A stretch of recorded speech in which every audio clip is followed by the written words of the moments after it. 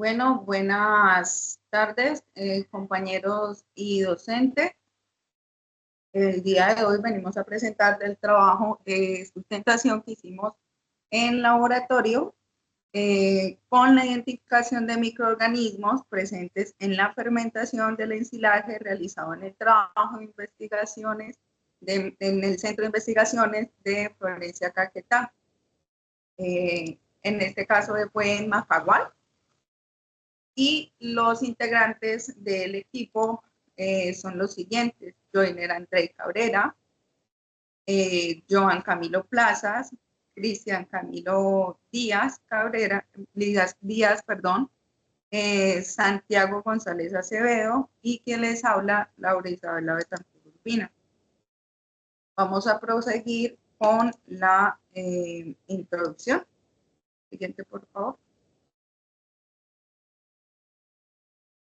Bueno, para la introducción tenemos dos autores importantes. Garcés nos resalta que dentro de la fermentación ocurre un proceso, primero que todo, de conservación para llevar a cabo la palatividad de buena calidad para el final de los ensilajes en consumo, que es para los bovinos.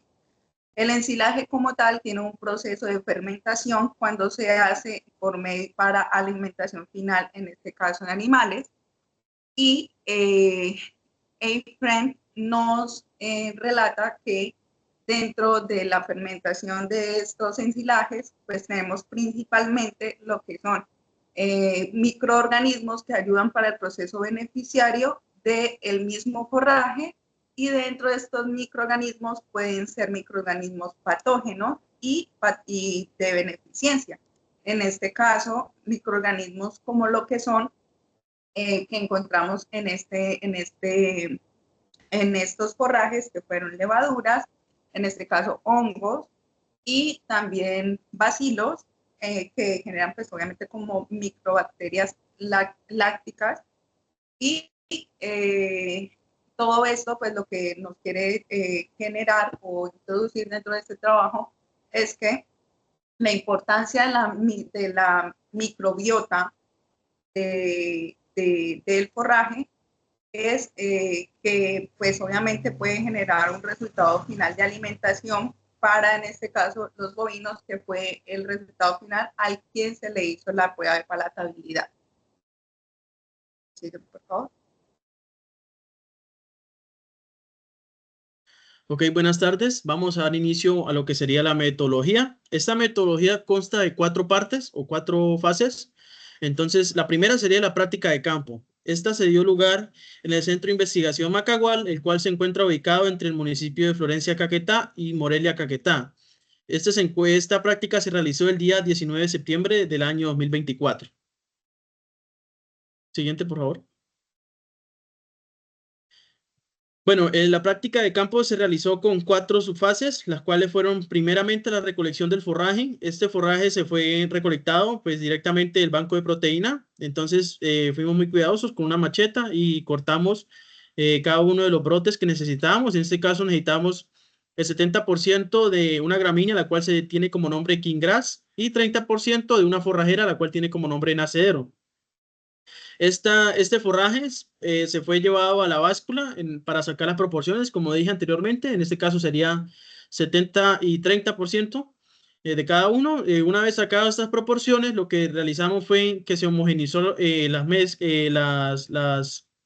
pasto. Ya una vez trituramos por medio de la picapasto. Entonces se homogenizó y se hizo una mezcla, pues como dice su nombre, homogénea, ¿no?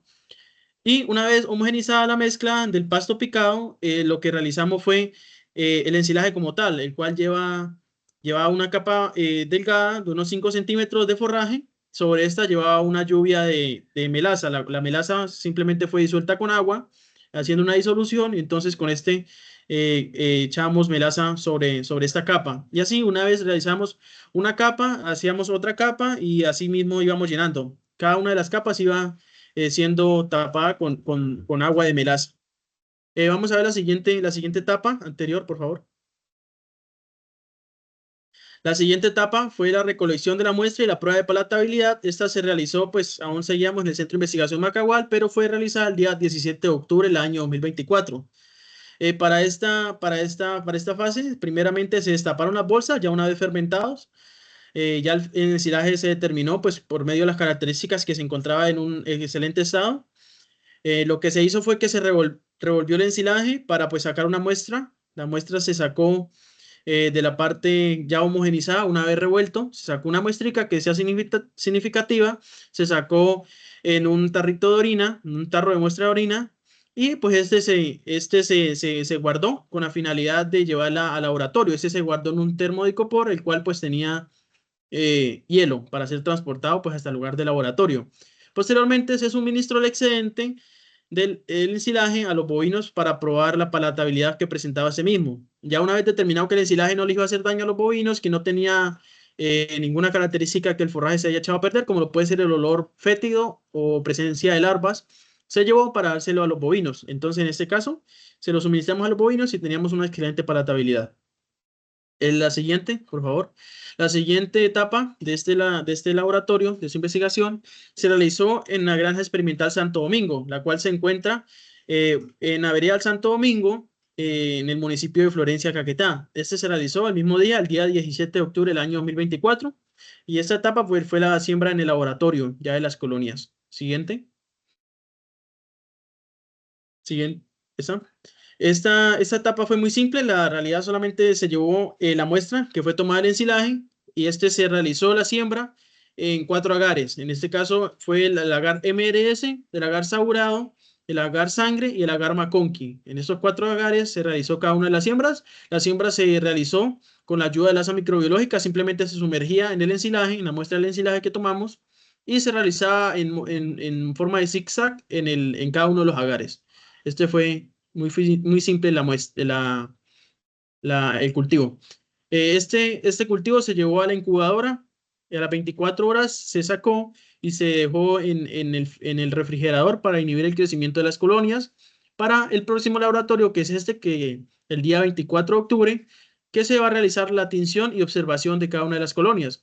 Ese también se realizó en el laboratorio de microbiología en la Granja Experimental Santo Domingo.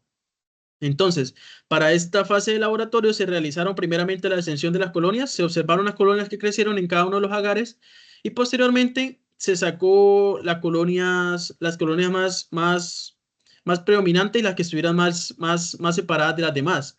Se sacó y se realizó el extendido en una laminilla, la cual se agregó una gota de agua destilada y se realizó la esparción de la colonia en la misma. Posteriormente se pasó por medio del mechero, se pasó el mechero para secar el agua y dejar solamente la colonia para posteriormente realizar la tinción de Gram, la cual pues nos permite separar entre Gram negativas y Gram positivas, pues como ya sabemos, entonces se realizó la tinción de Gram para observar las colonias posteriormente en el microscopio y poder identificar la morfología de cada una. Pues ya teníamos la morfología macroscópica y posteriormente en el microscopio íbamos a identificar la microscópica. Entonces esto sería la parte de la metodología. Siguiente, por favor.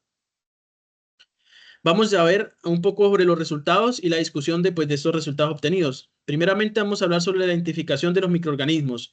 Iniciamos por la colonia que lleva como código SA3, la cual pues sería en este caso la que se presentó en el lagar sangre, lleva como nombre Penicillium roqueforti. Esta fue identificada a partir de la vista macroscópica y la vista microscópica.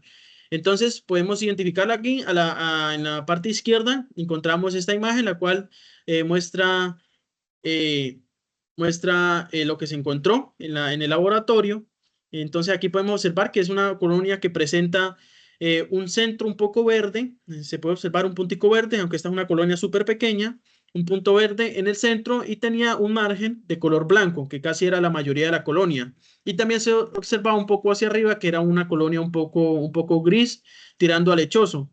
Esta sería la identificación macroscópica. Y la vista microscópica pudimos observar que se trataba de un hongo, el cual tenía un micelio, el cual formaba una estructura que era en forma de gusano, una forma vermiforme, una forma de manila, que se podría decir una forma de cuerda.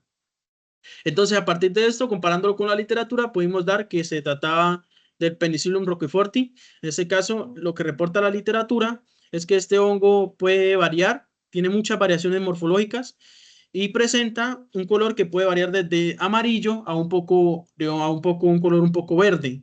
Entonces, esto fue lo que reporta Hilliot y colaboradores en el año 2015 y pues también podemos observar que habla un poco sobre la textura, que tiene una textura terciopelada y presenta un color del margen, un color blanco y un grosor que puede ser variable, pues como nos dio en el laboratorio que el diámetro del margen era casi la mayoría de la colonia de este color blanco. Entonces, ya hablando de la vista microscópica, podemos decir que este presenta un micelio formado por hifas muy ramificadas, como lo reporta la literatura, y también reporta de que las formas de estructuras similares a cuerdas, pues eso concuerda con lo que encontramos en el laboratorio, que pues sería la vista microscópica. Y aquí podemos observar una imagen, la cual podemos compararla, la de la izquierda y la de la derecha, en la parte de abajo podemos comparar que sí se trata de la misma colonia, en este caso, microscópicamente y macroscópicamente en la parte superior. Siguiente, por favor. Bueno, ya hablando un poco sobre la taxonomía de esta colonia, de este hongo, podemos hablar de que se trata, esta colonia se encuentra en el reino fungi, en el filo Ascomycota, la clase sería Auritiomycetes, el orden sería Eurotiales, la familia Trichomaceae, el género Penicillium y la especie como tal sería la Penicillium roqueforti. Esto sería la taxonomía como tal de este hongo. Siguiente. Bueno, ya hablando un poco sobre las generalidades de este hongo, pues encontramos de que el Penicillium roqueforte es un hongo sapofrito, o sea que se encuentra principalmente en el ambiente natural, tales como son los suelos y la madera. Esto según lo que reporta Cotton y colaboradores en el año 2020. Entonces, este hongo lo encontramos principalmente en todos los sitios, los cuales, principalmente bosques principalmente, y también podemos encontrarlo pues en muchos lugares donde se encuentren cultivos. Entonces, eso concuerda con el lugar donde lo encontramos, pues básicamente, principalmente se encontraba en en el forraje que cortamos. Entonces, esto concuerda mucho con lo que encontramos. Este dice que presenta gran resistencia y puede crecer en bajas concentraciones de oxígeno y altas de dióxido de carbono y temperaturas bajas y en gran presencia de ácidos grasos volátiles. Esto lo que reporta según Muller y colaboradores en el año 1990, que lo citaron en Eubach y colaboradores en el año 1998. Eso concuerda con la presencia que hubo en el ensilaje, ya que nosotros encontramos en este ensilaje, en el cual pues básicamente es una fermentación anaerobia, entonces pues si este hongo es bastante resistente, nosotros lo encontramos en este sitio. Y dice, lo que reporta otra literatura, dice que la contaminación por ensilaje con mohos y micotoxinas en Europa ha arrojado que el más frecuente contaminador es el Penicillium roqueforti, o sea que este es un contaminador muy presente en Europa, pues también, como podemos observar, es muy presente acá en nuestro trabajo. Esto según lo que reporta Neut y colaboradores en el año 1993, citado por Eubach y colaboradores en el 1998. Otra generalidad nos habla sobre que esta colonia se ha reconocido por usos tecnológicos en la maduración de quesos de vetas azules en todo el mundo, según lo que reporta Cotton y colaboradores en el 2020. Este modo tiene un uso tecnológico. Nosotros hace mucho tiempo se ha venido utilizando, los humanos lo han utilizado hace mucho tiempo para la fermentación de estos quesos. Los quesos que se utilizan mucho en la industria para la creación pues de platillos y tiene pues un uso en estos quesos. Entonces eso sería un uso que se le da para este hongo. La siguiente. Bueno, hablando de las variaciones morfológicas, este pues es un hongo el cual presenta muchas variaciones, como se observa en esta gráfica de abajo, que la reporta Hilliot y colaboradores en el año 2015. Podemos observar que puede ir de colores muy variantes entre lo que sería el verde, el amarillo, e inclusive presentar unas características un poco azuladas y pues las variaciones morfológicas también se presentan a nivel de margen y a nivel de centro, pero pues se observa que la mayoría de las colonias presentan un centro un poco más marcado, una parte central. Siguiente, por favor. Bueno, ya hablando un poco sobre la función en el ensilaje, podemos encontrar de que este hongo puede contar tanto con parte benéfica para la dieta de los animales como una parte que puede ser nociva para ella. Esto según lo que reporta Cantor y colaboradores en el año 2004. Hablando un poco sobre la parte benéfica que puede presentar, este presenta unas características antioxidantes que pues funcionan eliminando radicales libres de la, del cuerpo de los animales. Y otra parte benéfica sería la formación de ácido oleico, linoleico y gamma linoleico. Eso según lo que reportan Lesa en el año 2012. Entonces, pues esta sería la parte benéfica. La parte nociva sería que produce metabolitos secundarios o micotoxinas tales como lo que se observa aquí sería la toxina PR, Penicillium roqueforti toxina, que sería pues la toxina más renombrada de este hongo. Sería otra micotoxina que presenta, sería la eremorfitina A, B y C, las alcaloides roquefortinas A, B y C y la isofumigalactobinas. Esto según lo que reporta Scott en el año 1981, sí. Estas toxinas, pues sabemos que son nocivas para la dieta de los animales, ya que pues son tóxicos. Entonces nosotros aquí haciendo una comparación podemos observar de que la parte nociva es mucho aún mayor que la parte benéfica. Entonces pues sería perjudicial la suministración de este hongo en la dieta pues para los animales. Siguiente.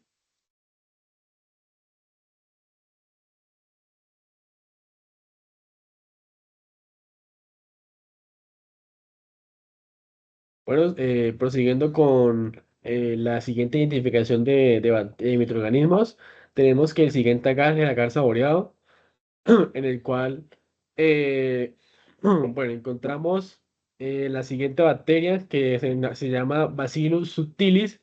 Esa bacteria pues se fue identificada en lo que fue en el agar saboreado, en la colonia número uno.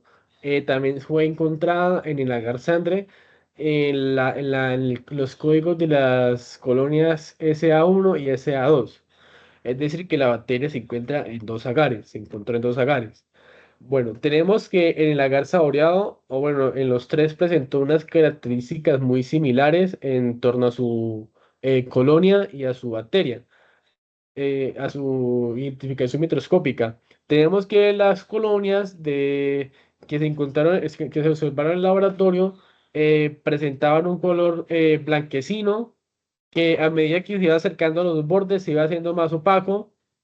Tenemos que presentaban una mayor densidad en lo que es en el centro, con unos bordes más irregulares, ¿sí? Con una leve irregularidad. Tenemos que la descripción de agrupación no presentaba una agrupación pues específica, ¿sí? No una organización definida. Y ya en la descripción microscópica pudimos observar que se trataba de bacilos eran positivos, los cuales no tenían una organización definida y eran esporulados, presentaban esporulaciones. Eh, Hablando de todo esto, llevándolo ya a la literatura que nos habla de la bacteria Bacillus subtilis, tenemos que las colonias de esta bacteria presentan lo que es una forma redondeada que puede también ser irregular. Por otro lado, su color puede ser color crema, con una superficie que puede ser opaca y granulosa. Ya en la descripción de agrupación se habla que esta bacteria se puede agrupar en lo que de forma individual o en cadenas cortas. Y ya llevando a la descripción microscópica, nos habla que se trata de bacilos gram positivos que son esporulados y que cuentan con flagelos perítricos que le ayudan pues a su movilidad. Aquí siguiendo tenemos ya la Garza André 1, al lado izquierdo podemos observar la colonia que se desarrolló y la observación microscópica que hicimos después de hacer la atención de Brand. Se puede observar que son verdaderamente muy similares. Aquí siguiendo tenemos la Garza André 2, tenemos la otra colonia y la observación microscópica que se desarrolló y podemos ver que presenta similitudes. En sí, esta bacteria Bacillus subtilis presenta múltiples variaciones morfológicas que les da esa variación, ¿sí? De tener colonias con diferentes tamaños, diferentes colores, regularidades, irregularidades. Pues siguiendo aquí con otra imagen, tenemos aquí las diferentes variaciones morfológicas de esta bacteria. Podemos observar que dependiendo por decirlo así, de la cepa identificada, se puede eh, ver diferentes variaciones. Se puede ver que unas tienen como forma de flor, otras se ven más rugosas, otras se ven lisas. Sí, o sea, todo depende eh, mucho de las cepas que se han desarrollado, ¿sí? Porque esta bacteria tiene muchas variaciones morfológicas. Ya prosiguiendo, vamos a hablar sobre las generalidades de esta bacteria. Tenemos que esta bacteria, en la literatura nos indica que esta bacteria se puede desarrollar dice que primeramente que esta bacteria es también conocida como la bacteria del suelo, ¿sí?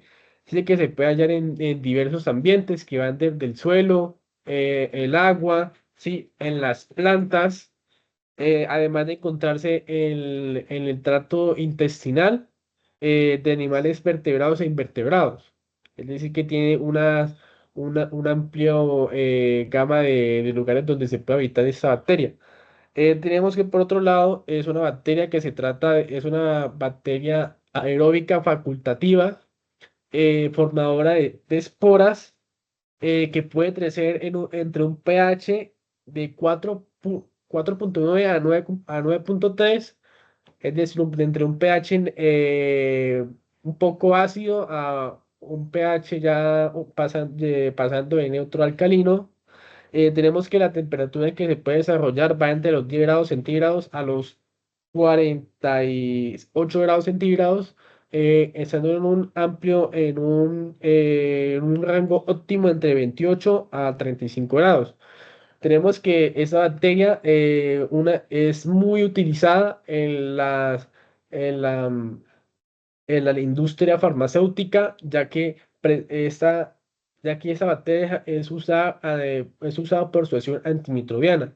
¿Qué es lo que pasa? Esta bacteria en las plantas ayuda a que no se desarrollen hongos en estas plantas. Entonces lo que hace es inhibir el crecimiento de los hongos. Entonces, por esta onda, por decirlo así, la industria farmacéutica la ha utilizado para crear diferentes antimicrobianos eh, para contrarrestar esas problemáticas en la agronomía de las plantas, ¿sí? Para el sector agrónomo. Se dice que también es utilizada como promotor de crecimiento y como probiótico. Tenemos aquí la taxonomía, que esta bacteria pues hace parte del filo Firmicutes, de la clase Bacillus, del orden Bacillales, de la familia Bacilliaceae, del género Bacillus, de la especie Subtilis. Prosiguiendo, tenemos ya de esta función, por decir la función que cumple esta bacteria del ensilaje, que como bien lo mencioné, diversos autores explican que esta bacteria del ensilaje lo que hace es fermentar lo que son los carbohidratos, además de ayudar en el deterioro, ayudar a que el ensilaje, después de ser destapado, o sea, después de pasar de un proceso anaeróbico a uno aeróbico, al ser destapado, no se descomponga muy rápido, sino que tenga una mayor durabilidad a través del tiempo, ¿sí? Por su acción antifúngica, antimicrobiana, que inhibe el crecimiento de gran variedad de hongos. Sí, sin embargo, esta bacteria no es muy eficaz en la producción de ácido acético y en la producción de ácido láctico, que son fundamentales para la fermentación del ensilaje y de los forrajes. Por lo tanto, algunos autores han dicho que el crecimiento de esta bacteria en un ensilaje es un poco indeseable, ya que no como otras bacterias, como otros lactobacilos que contribuyen en la formación de ácido láctico en el ensilaje. Esta bacteria, por no tener esa acción bien desarrollada, por decirlo así, no es indeseable su crecimiento en el ensilaje, ¿sí? Por lo tanto, pues la aparición de esto no es como de buen gusto para el productor. Además que si se deja mucho tiempo, ella puede también descomponer el ensilaje como tal. Y bueno, eso sería todo sobre la bacteria.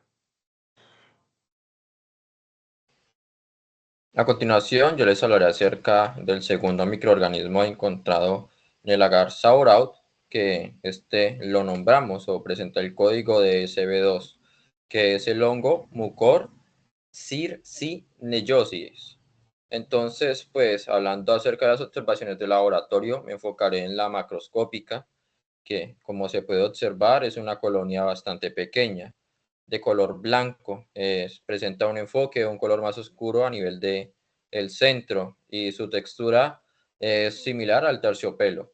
Ya hablando de lo que es el reporte de la literatura, encontramos que Arias y Piñedos en 2008 nos habla de que su color en el, digamos, tiempo de crecimiento que se da de 7 a 10 días puede variar de blanco, gris o beige. Ya cuando hablamos de un periodo de maduración de después de 10 días, esto puede cambiar de color gris a un color café. Se habla de que presenta un crecimiento rápido en ambientes con temperaturas superiores a 25 grados centígrados. Esta imagen que podemos ver ahí fue tomada o fue suministrada por Lee Shockhand y colaboradores en 2013 y muestra los diferentes estadios a nivel de lo que es el crecimiento de este hongo. Ya hablando de lo que es la descripción microscópica, se habla de tallos extensos, que estos, dependiendo de la cepa, pueden ser no ramificados o ramificados, que la curiosidad de estos ramificados es que presentan bifurcaciones consecutivas a nivel de su crecimiento. Ya hablando de otros organismos microscópicos dentro de este hongo, vemos que presentan esporangioforos, que estos pueden ser de colores grises, claros o hasta incoloros. Como estructura central y como su nombre le indica, lo tenemos lo que es la columnera, que esta en algunos cepas es de color gris verdoso. Siguiente, por favor.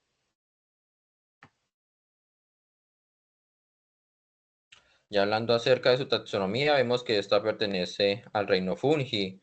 Su filo es Cibomyceta, su clase es Zygomycetes, su orden es Mucoferales, su familia es Mucosidae, género Mucor y especie Mucor circinelloides. Siguiente, por favor. Ya hablando acerca de las generalidades, pues se menciona que este es un hongo filamentoso, por lo que presenta una gran cantidad de sustratos o hábitats donde se puede encontrar, dando lo que se puede encontrar en suelos infértiles, suelos de bosque húmedo, también en lo que es las heces fecales de algunos herbívoros. También se han hecho estudios y se han encontrado en sustratos de gramíneas, estas ya sean en descomposición o vivas. También encontramos su tipo de reproducción, que es sexual. Esto es fundamental para poder entender el por qué este hongo presenta tantas variantes, tantas cepas diferentes.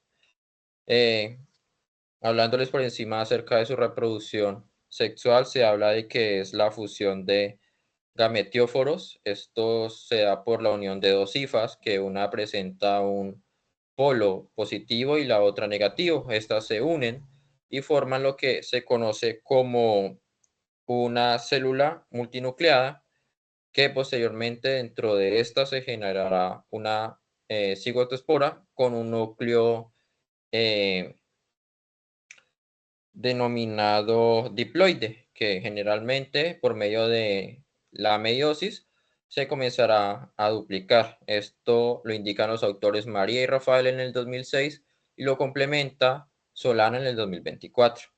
Ya hablando de sus condiciones de crecimiento, hablando de su temperatura, este es un organismo pues que al estar presente en procesos fermentativos tiende a tolerar lo que es las temperaturas muy altas. Se habla de que su estado de confort se da entre los 10 a 35 grados, pero según estudios recientes hechos por Chaparro en el 2010, se ha visto que alcanza temperaturas superiores a 45 grados centígrados. La humedad es, digamos que tiene una humedad necesaria relativamente baja, ya que este es capaz de prosperar en condiciones por encima del 0.7% de la humedad. Y oxígeno, este también es anaerobia facultativa, así que es capaz de desarrollarse en ambientes con mucho oxígeno o en ausencia del mismo. Siguiente, por favor. Dentro de lo que es la función dentro del ensilaje, pues hay mucho tela de donde cortar porque se habla principalmente de que este microorganismo, este hongo, emplea lo que son elementos químicos como el hierro, el magnesio y también el azufre para lo que es fuente de carbono, y esta fuente de carbono la utiliza principalmente para crear también sus estructuras esenciales para la vida. Como lo dije con anterioridad, es anaerobia facultativa. Eso lo expresa Chaparro en el 2010. Ya hablando de un estudio ya fundamentado dentro del ensilaje, principalmente de gramíneas, hecho por Chaparro y Carpuchano en 2017, hablan principalmente de las capacidades o comportamientos fermentativos de la cepa SPG 321, que hablan de dos momentos cruciales, que son las primeras 240 horas, donde la cantidad de biomasa empleada para su crecimiento y desarrollo es inversamente proporcional al tiempo. En otras palabras, a mayor cercanía a 240 horas, menor cantidad de masa o de biomasa utilizará. Esta biomasa, pues lo comprendemos que son tallos, hojas y semillas de las gramíneas que se utilizaron en el ensilaje. Esto se debe a que en este tiempo se da lo que es el consumo de estos nutrientes primarios. Pasadas estas 240 horas, nos acercamos al periodo de 384, donde se da el agotamiento de estos nutrientes primarios y pasan a lo que es buscar energía y también buscar lo que son los lípidos y polisacáridos para la generación de nuevas estructuras. Por ejemplo, estructuras como paredes celulares. Tengamos en cuenta que cuando hablamos de plantas no hablamos principalmente de lípidos, sino de extractos estéreos. Ya para finalizar y teniendo en cuenta lo que es el almidón y la destroza, que son muy abundantes dentro de lo que son las gramíneas, hablando un caso de nuestro ensilaje que es el Kinggrass, pues estas son las fuentes de energías de predilección para poder alcanzar sus estados de crecimiento y maduración. Siguiente, por favor.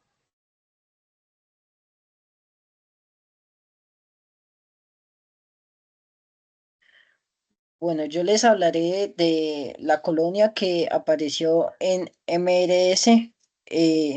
Solamente obtuvimos una colonia y por el método de presunción dedujimos que la bacteria presente era un Lactobacillus plantarum. Pues aquí encontramos las observaciones que se realizaron en el laboratorio. Tenemos la vista macroscópica, la vista microscópica 40X y la vista microscópica a 100X. Entonces, bueno, en cuanto a la vista macroscópica, tenemos que se observan colonias de color blanco con una forma redonda sin una presencia de hemólisis. En su vista microscópica 40X, dedujimos que eran cocos o bacilos gram positivos no esporulados y ya pues cuando se pudo observar a 100X se observan bacilos coriniformes cortos en forma de letras chinas.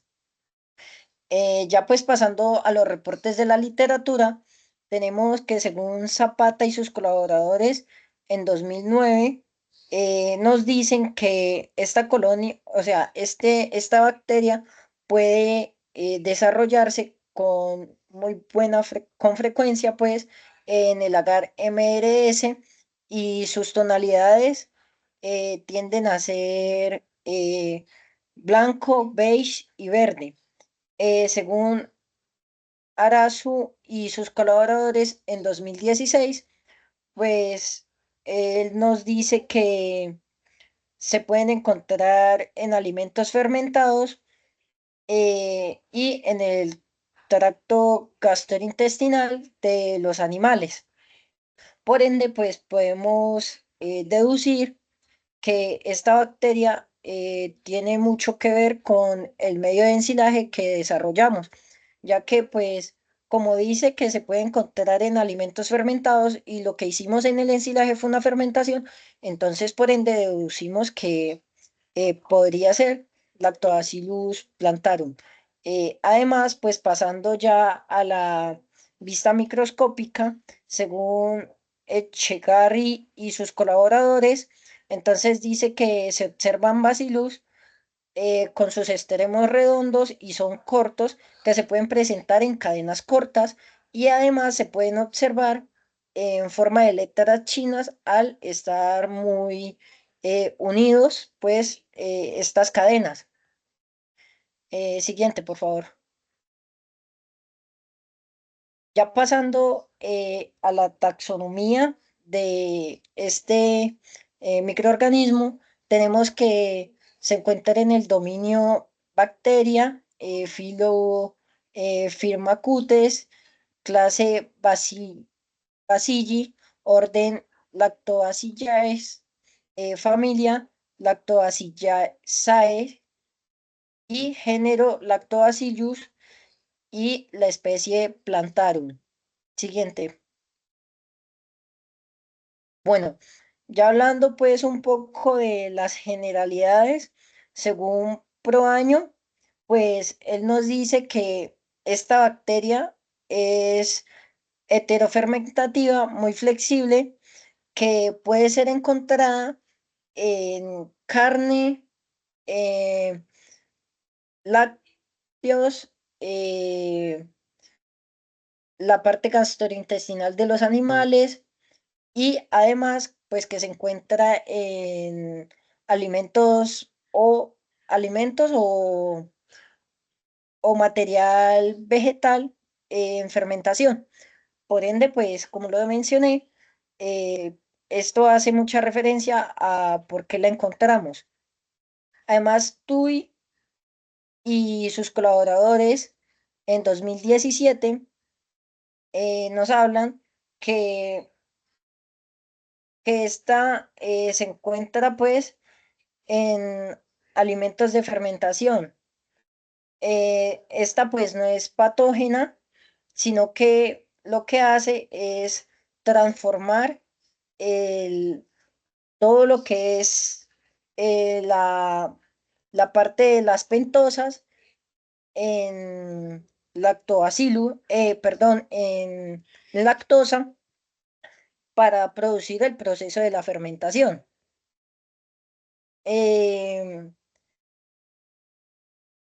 Y pues brindarle a los productos o al tema de las fermentaciones el sabor y además brindarle a los procesos de fermentación que estos pues puedan durar más tiempo, no se dañen gracias a este microorganismo, según tú y sus colaboradores en 2017. Ya pasando pues a Urasa y sus colaboradores en 2016, ellos pues ya con la presencia de este Lactobacillus plantarum empezaron a realizar diversas investigaciones en las cuales se dieron cuenta o pudieron identificar que este microorganismo pues al no ser patógeno puede ser utilizado como antioxidante, antiinflamatorio,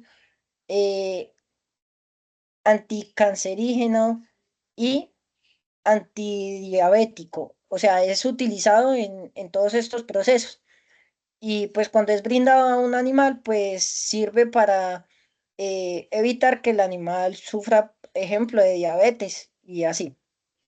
Ya en cuanto a función en el ensilaje, este Lactobacillus plantarum, según Elfrink en 1999, entonces nos dice que lo que hace es bajar el pH del ensilaje o el pH que se presenta en el ensilaje a un rango de entre 4 y 5 para que se puedan producir o para que se pueda producir ese ácido láctico a partir de las pentosas y las azúcares que se encuentran en el ensilaje. Pues como se había mencionado, al ensilaje se le suministraba lo que era la melaza. Entonces lo que hace este bacilo es transformar esta melaza en ácido láctico. Además, dice que esta fermentación puede llegar a producir lo que es eh, ácido acético o etanol, que es este bacilo lo que hace es darle al ensilaje ese olor como algo alcohol ha fermentado que le da como un olor a dulce, por decirlo así. Ya pues según Jehová en 2019 dice que sirve para que la calidad de las plantas o del forraje que sea ensilado se deteriore lo más rápido posible y que éste pueda llegar a durar mucho tiempo. Siguiente.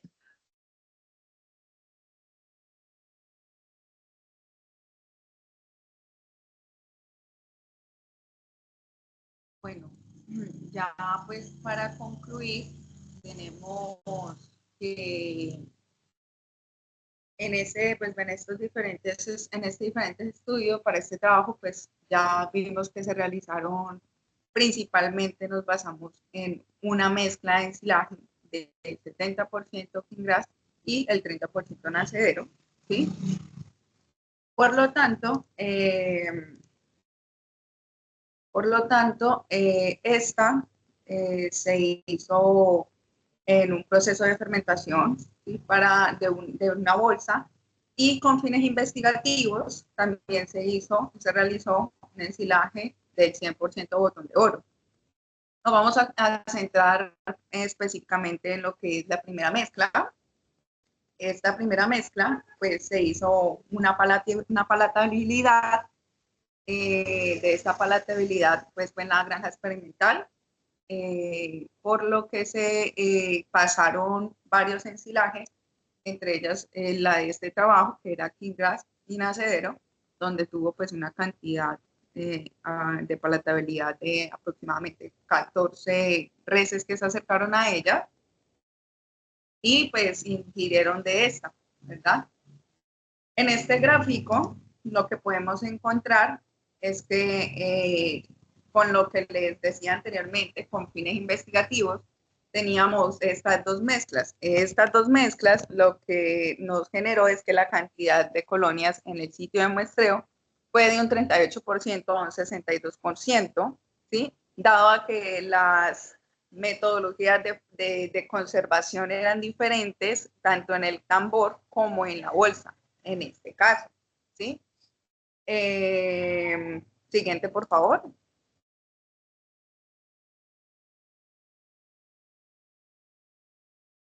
Bueno, dada la variedad de los microorganismos dentro del mismo, en este estudio pues podemos verificar que se desarrolló pues a partir de estas muestras tomadas de ensilaje, donde se profundizó pues el Kinggrass y el Nacedero en este gráfico, ¿verdad?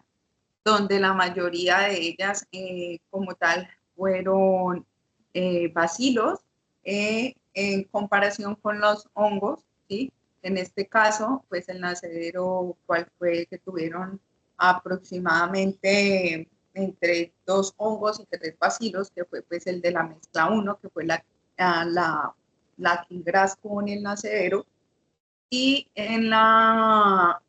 también la distribución de las colonias de la manera de agar sangre y saborado, que se desarrollaron colonias, perdón, en un solo agar. ¿A qué se refiere eso? Pues ya se los voy a mostrar un poco más adelante. Prosigue, por favor.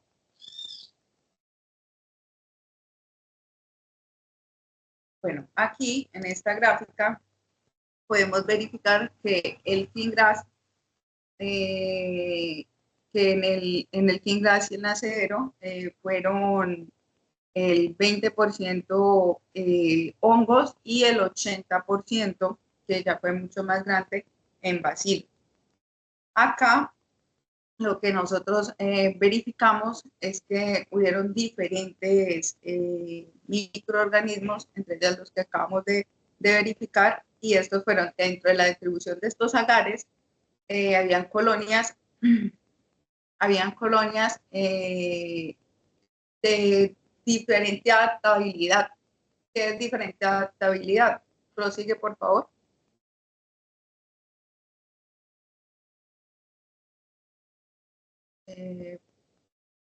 Prosigue, por favor. Ah, no, perdón. Devuélvete, por favor. Bueno, aquí lo que nosotros podemos evidenciar es que dentro de la misma bolsa de Kinggrass y de la misma bolsa de Kinggrass, que es donde nos estamos enfocando en este momento en el trabajo, es que tuvimos 3 tipos de bacterias, ¿sí? La bacteria que más resaltó en este es la Bacillus subtilis. Esta Bacillus subtilis es la que mi compañero Plazas les comentaba respecto a que nacieron en 3 agares diferentes. ¿Cuáles fueron los agares? Anteriormente les mostré que el agar donde se desarrollaron más bacterias fue en el agar saboreado y en el agar sangre. Estas Bacillus subtilis, donde se desarrolló en agar sangre con codificación agar sangre 1 y agar sangre 2 y saboreado. ¿Listo? Estos 3, pues, quiere decir que pues, es una bacteria bastante adaptativa, dado que pues, tiene diferentes sistemas de resistencia. Y puedes proseguir, por favor. Y como tal, el hongo, pues fueron pocos hongos, pues ya, como les decía anteriormente mi compañero, este hongo pueden desarrollar de forma natural en el agar donde se desarrollaron. Y aquí podemos darnos cuenta el por qué este agar de saboreado y de agar sangre prácticamente se desarrollaron estas bacterias, ya que en saboreado es un medio pues prácticamente selectivo para un cultivo de hongos y levaduras, por lo tanto está basado en dextrosa con un pH ácido, un pH muy bajo, de alta concentración de glucosa, ¿sí? Y aún así fue muy curioso el crecimiento de esta bacteria, porque pues está unido al crecimiento literal de bacterias y más de hongos y levaduras. El agar sangre sí es un agar principal medio de cultivo a nivel de laboratorio para cultivo de bacterias,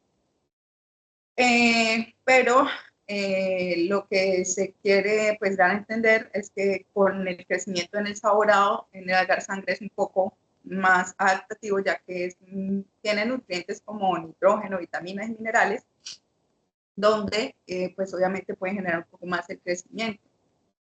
Pues generó también, se tiene que generar por la adaptabilidad, un estudio principalmente de hemólisis, donde pues es un hecho pues muy interesante que prevalezca un microorganismo como Bacillus subtilis, que compone pues estas 3 colonias, las cuales pues los 2 eran diferentes agares. Esto es pues prácticamente lo que nosotros queríamos dar a entender, que dentro del ensilaje la importancia de los microorganismos y la importancia de la microbiota en el mismo para los ensilajes que son con fin de nutrición animal. Queremos darles las gracias a los compañeros y profesores por ver y permanecer en nuestra exposición de este laboratorio. Muchas gracias.